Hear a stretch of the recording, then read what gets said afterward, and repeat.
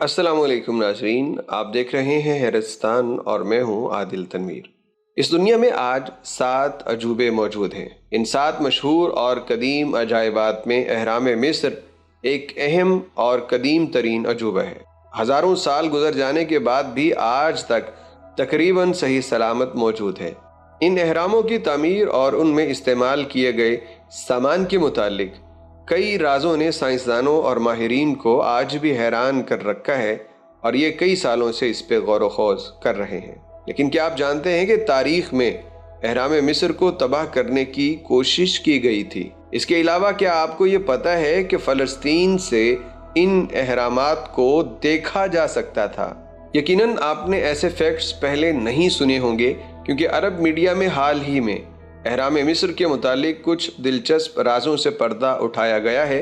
Media के मुताबिक इनमें अक्सर बातें पहले मंजर आम पे नहीं थी।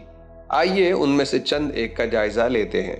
नंबर 1, अहराम मिस्र की तामीर में सैकड़ों साल लगे थे। अहरामों की तामीर के मुतालिक मुख्तलिफ दावे किए जाते हैं कि खलाई मखलूक, जिन्नों या किसी खुफिया टेक्नोलॉजी ने चंद साल के अंदर इन अहरामों को बना दिया, लेकिन ये बात हकीकत नहीं है। इनकी तामीर में सैकड़ों नहीं बल्कि हजारों साल लगे थे। गालबन एक अहराम को तामीर करने में 200 साल से ज्यादा का अरसा लगा है। नंबर 2, ये अहराम तनख्वाहदार मजदूरों ने बनाए थे, ना कि कैदियों और गुलामों ने।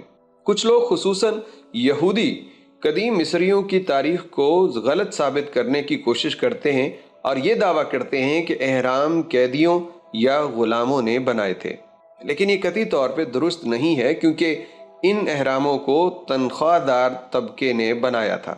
यह मालूम नहीं है कि टोटल कितने कारकुनों ने इसकी तामीर में हिस्सा लिया, लेकिन अभी तक जो हकाइक मालूम हो सके हैं उनके मुताबिक यहाँ तकरीबन 1 लाख से ज़्यादा वर्कर ऐसे थे जिनको इसके बनाने की तनख्वाह दी जाती थी। नंबर 3, अहराम मिस्र को फ़लस्तीन के पहाड़ों से देखा जा सकता था।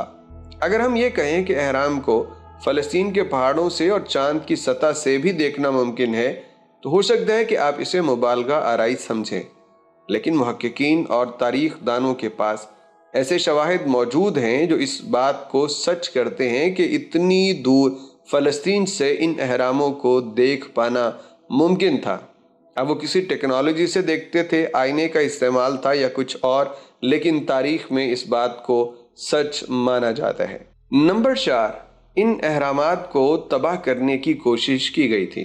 अयूबी रियासत के एक सुल्तान ने इनको तबाह करने की मुकम्मल कोशिश की थी। 12वीं सदी में अयूबी रियासत के दूसरे सुल्तान अल अजीज ने गिजा के अहराम को तबाह करने की कोशिश की, लेकिन उसकी ये कोशिश नाकाम रही, क्योंकि ये बहुत बड़े थे। उसने जितनी भी ताकत उस पर लगाई वो उसमें कामयाब ना हो सका। हाँ, इस अहराम के कुछ हिस्सों को नुकसान ज़रूर पहुंचा, लेकिन ये इस तरह नहीं था कि उनकी शक्ल बिगड़ जाती या वो ज़मीं बोस हो जाते। तो ये थे चंद अहम और नए हकाइक अहराम के मुतालिक। आप लोग बताइएगा कि इनमें से कौन से ऐसे फैक्ट हैं जो इससे पहले आपने नहीं सुने थे।